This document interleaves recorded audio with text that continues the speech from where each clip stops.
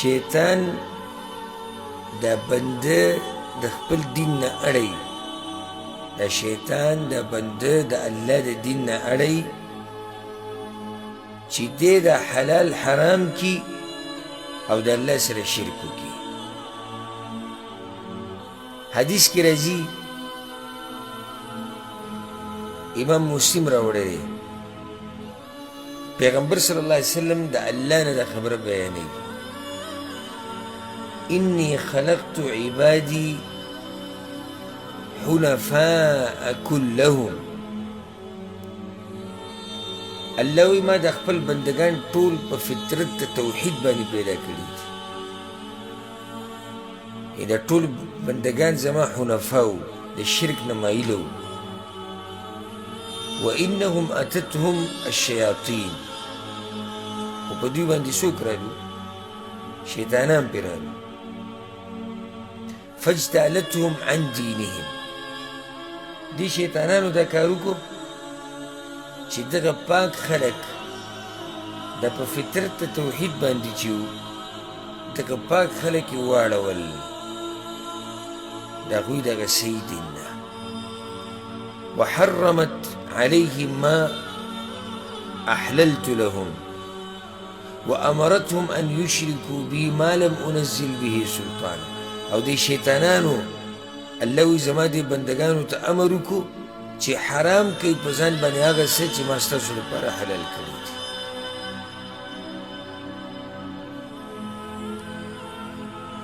الله وی شیطانان زما دې بندگانو ته وی امر ورته کوي چې حلال کوي حرام وګڼي په ځان باندې هغه څه چې الله حلال کړي دي.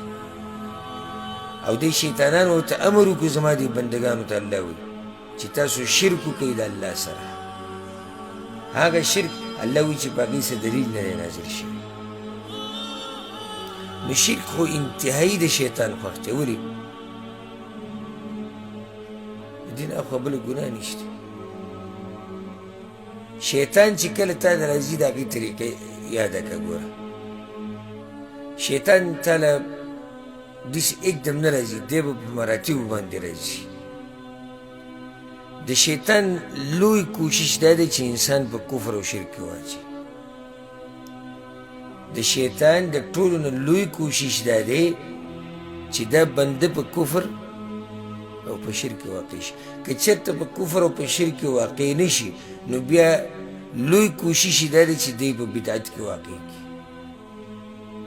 په دین کې نوي کارونه چې د اصلي دین ته پاتې شي. که په دې کې هم دی پې کامیاب نه شو، نو بیا دا کوشش کوي چې دی په ګناهونو کې واقع کړي، کبیره ګناهونو کې، عام نور چې دي. چې کله دې کې هم نه شي، نو بیا داسې د واړو ګناهونو کې راګیر کړي. که دې کې هم نه شي او دا سړی ډېر تقواداري، نو بیا په دې مباحو کارونو کې ونښلی.